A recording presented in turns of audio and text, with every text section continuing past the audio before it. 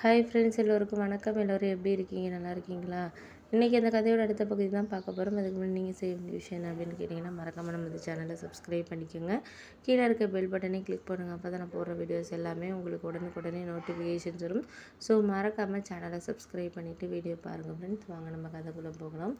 அதுக்கப்புறம் நான் அம்மாக்கிட்ட இந்த மாதிரி சொன்னேன், 40,000 தேவைப்படுதுமான்னு. அப்புறம் அம்மா அவங்க ஒரு செயின் வச்சுருந்தாங்க. ரொம்ப நாள் பாட்டி செயின் அவங்க எதுக்குமே அடகு வைக்காமல் எதுவுமே பண்ணாமல் வச்சுருந்தாங்க. ஏன்னா பாட்டி இறந்தப்போ கொடுத்ததுனால அம்மா அது நம்ம அடகு வச்சோன்னா கண்டிப்பாக திருப்ப முடியாது, கஷ்டத்தில் போயிடும் அப்படிங்கிறதுனால அடகு வைக்காமையே வச்சுருந்தாங்க. ஆனால் எனக்கு இப்போ 40,000 பணம் உடனே யார்கிட்டையும் கேட்டால் ஏற்கனவே இருக்க கடன் சூழ்நிலையில் இதை வேற சமாளிக்கிறது கஷ்டங்கிறதுனால அவங்களால இப்போ இது பண்ண முடியாது, சமாளிக்க முடியாதுங்கிறதுனால அவங்க என்ன சொன்னாங்கன்னா, இந்த செயின் தான் 2 பவுன் கிட்டே இருக்கும், 40,000 தாராளமாக வாங்கலாம், நான் போயிட்டு வச்சுட்டு நான் ரெடி பண்ணி கொடுக்குறேம்மானோன்னு நான் சொன்னேன். அதெல்லாம் வேணாம்மா, திருப்ப முடியாமல் போயிட்டேன். அதெல்லாம் இல்லைம்மா, உன் மேலே எனக்கு நம்பிக்கை இருக்குது, நம்ம கடவுளை வேண்டிக்கும், கண்டிப்பாக நல்லது தான் நடக்கும், நீ ஒன்றும் கவலைப்படாத, எதாக இருந்தாலும் நம்ம சமாளிப்போம்மா அப்படிங்கன்னு எங்கள் அம்மா அப்புறம் சொன்னாங்க. அதுவும் உண்மை தான். நம்ம போய் 40,000 வாங்கினோன்னா மாதம் மாதம் வட்டி கொடுக்குறதுக்கே நம்மளுக்கு கரெக்டாக இருக்கும். நகைன்னா கூட நம்ம 6 மாதமோ 1 வருஷமோ வட்டி கட்டி கூட நம்ம திருப்பிக்கலாம் அப்படிங்கிறதுனால அப்புறம் அம்மா அதை வச்சுட்டு அவங்கள்ட்ட அந்த பணத்தை கொடுத்தாங்க. அப்புறம் விசாலாம் ஒரு 15 நாள்லேயே ரெடி பண்ணி அவங்களும் அனுப்பிட்டாங்க. அப்புறம் ஒரு 15 நாள் கழித்து அக்கா ஊர்லேருந்து வந்துருந்துச்சு. என்ன அது மாதிரி வெளியில் போகிறேன் அப்படின்னு சொன்னதுனால ஃபஸ்ட்டு அக்காவும் கொஞ்சம் பயந்துச்சு தான். ஏன் அவளை அனுப்புகிறீங்க, எல்லாம் என்னால் தான், என்னை கல்யாணம் பண்ணி கொடுத்துட்டீங்க, நான் அப்போ சந்தோஷமாக தான் இருக்கேன், இருந்தாலும் நீங்கள் கஷ்டப்பட்டுக்கிட்டு இருக்கீங்க கடன்காரங்கள்ட்ட அப்படின்னோடனே என்னாலையும் எதுவும் உதவி செய்ய முடியல. மாமியார் வீட்டில் அவருக்கு உதவி செய்யணும்னு ஆசை தான். ஆனால் சம்பளத்தை வாங்கினோடனே எங்கள் மாமியார் கையில் கொண்டு கொடுத்துடணும், அவங்க தான் வரவு செலவு பார்க்குறாங்க, என்னால் அதனால் ஒன்றுமே இப்போ செய்ய முடியலம்மா. அது இப்போ மாதமாக இருக்கிறதுனால எந்த ஒரு வேலைக்குமே போக முடியாது 6 மாதங்கிறதுனால அப்படின்னோடனே அப்புறம் எங்கள் அம்மா பேசினாங்க. அதெல்லாம் நீ ஒன்றும் இது பண்ணாத, நாங்கள் கஷ்டத்தோட கஷ்டமாக அதெல்லாம் சரியாயிடும், நீயும் ஒரு 5 வருஷம் 6 வருஷம் 12th முடிச்சுட்டு எங்களுக்காக வேலை செஞ்சு தானம்மா கொடுத்த, நாங்கள் அந்த காசில் தானே சாப்பிட்டோம் பண்ணோம் எல்லாம் செஞ்சோம், தங்கச்சி படித்தா என்ன பண்ணா, அதெல்லாம் நீ ஒன்றும் கவலைப்படாத, இப்போதைக்கு இப்படி கஷ்டம் இருக்கிறது சரியாகும், அதுக்காக நீ அதை போட்டு மாசமாக இருக்க நீ அதெல்லாம் மனசை போட்டு குழப்பிக்கிட்டு குழந்தை இது பண்ண வைக்காத, நல்லா சாப்பிடு, ஹெல்த்தியாக இரு, தங்கச்சி இன்னும் ஒரு 2-3 நாளில் கிளம்பிடுவா, அதனால தான் உன்னை ஃபோன் பண்ணி உடனே வர சொன்னது அப்படின்னோடனே அப்புறம் வர்றதுக்கு 1 வருஷம் 2 வருஷம் ஆகுமா அப்படின்னோடனே சரின்னு சொல்லிட்டு அக்காவும் என்னை பார்க்குறதுக்கு ட்ரெஸ்ஸு இதெல்லாம் கொஞ்சம் வாங்கிட்டு வந்துருந்துச்சு.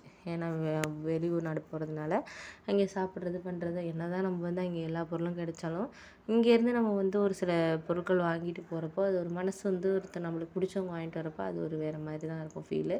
அதே மாதிரி தான் எனக்கும் இருந்துச்சு.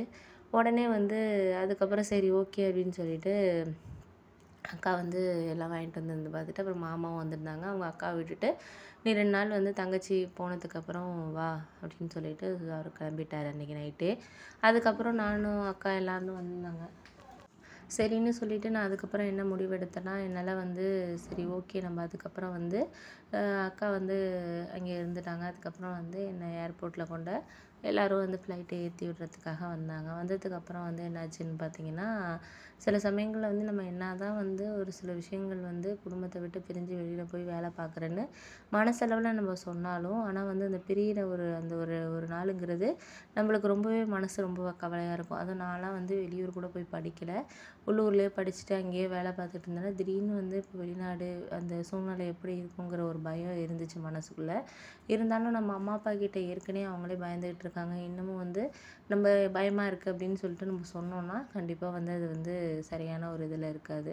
அதனால் நான் எனக்குள்ளேயே பயம் இருந்தாலும் மறைச்சிக்கிட்டு தான் நான் அங்கேருந்து கிளம்புனேன். கிளம்புனதுக்கப்புறம் அங்கே போயிட்டு ஒரு 3-4 மணி நேரத்தில் இறக்கி விட்டாங்க ஃப்ளைட்டில். அதுக்கப்புறம் ரூமு தங்குற இடம் இதெல்லாம் என்னோட 2 பேர் வந்திருந்ததுனால ரூமு தங்குற இடம் அதெல்லாம் அவங்களே கொடுத்துருந்தாங்க.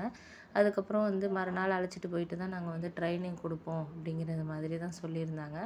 சரி ஓகே, ட்ரைனிங் கொடுக்கறதுனால வேறு வழி இல்லாதனால நம்ம எதுவும் அவங்க கொஞ்சம் கஷ்டமாக தான் இருக்கும், 10 ஹவர்ஸ் வேலைங்கிறதுனால கொஞ்சம் கஷ்டமாக தான் இருக்கும் அப்படிங்கிறதுனால வேறு வழி இல்லாமல் இது பண்ணிக்கிட்டு இருந்தாங்க. அதனால் சரி ஓகே அப்படின்னு சொல்லிட்டு ட்ரைனிங் கொடுத்தாங்க. ட்ரைனிங் கொடுத்ததுக்கப்புறம் வந்து மறுநாள்லேருந்து வேலைக்கு 10 மணி நேரம் கிட்ட போகணும். காலையிலேயே வந்து ஒரு 8 மணி, நைட் 8 மணி வரைக்கும் அப்படிங்கிற மாரி சொன்னாங்க. கொஞ்சம் ஓடி பார்த்தீங்கன்னா, கொஞ்சம் சம்பளம் அதிகமா கிடைக்கும் அப்படின்னனால, நானும் ஓடி பார்க்குறேன். ஏன்னா வந்து முதல்ல ஒரு வாரம் கொஞ்சம் கஷ்டமா இருந்துச்சு. அதுக்கப்புறம் வந்து சரியாயிடுச்சு. அதனால வந்து நானும் ஓடி பார்க்குறேன் அப்படின்னு சொல்லிட்டு சொன்னேன். சொன்னதுக்கப்புறம் அவங்களே வந்து சரிம்மா நீங்க ஓட்டி பாருங்க. ஏன்னா ஆளும் கொஞ்சம் கம்மியா தான் இருக்காங்க. நீங்க ஓட்டி பார்க்குறன்னா ஒரு 3 ஹவர்ஸ் ஓட்டி பாருங்க. கண்டிப்பா வந்து சரியாகும் அப்படிங்கிற மாரி சொன்னாங்க. என்னோட வந்த அக்காவும் அவங்களும் குடும்ப கஷ்டத்துக்காக வந்திருக்கனால, அவங்களும் வந்து ஓட்டி பார்க்குறதுக்கு வந்து சம்மதிச்சாங்க. சம்மதிச்சு பார்த்துட்டு அதுக்கப்புறம் பார்த்தோம். அப்புறம் அப்படியே ஒரு 1 மாசம் போணுச்சு. கொஞ்சம் வந்து அந்த இடத்துல நாங்க வந்து சமாளிச்சு, கொஞ்சம் இருந்துக்கிறது எங்களுக்கு கொஞ்சம் கஷ்டமா தான் இருந்துச்சு. ஏன்னா நாங்க வேலை பார்க்குற இடத்துலேருந்து ஒரு 1 ஹவர் கிட்ட ட்ராவலிங் எங்களுக்கு இருந்துச்சு. அதனால வந்து சரின்னு சொல்லிட்டு நான் என்ன பண்ணேன், பக்கத்துலேயே 5 ரூம் எங்களுக்கு அரேஞ்ச் பண்ணி குடுங்க. ஏன்னா வந்து இன்னும் ஒரு 1/2 ஹவர் கூட நாங்க வேலை பார்ப்போம். 1 ஹவர் கூட வேலை பார்ப்போம். அதனால வந்து முடிஞ்ச வரைக்கும் நீங்க வந்து எங்களுக்கு அரேஞ்ச் பண்ணி குடுங்க அப்படின்னு சொல்லிட்டு அவங்க கிட்ட நான் வந்து ரிக்வெஸ்ட் பண்ணேன்.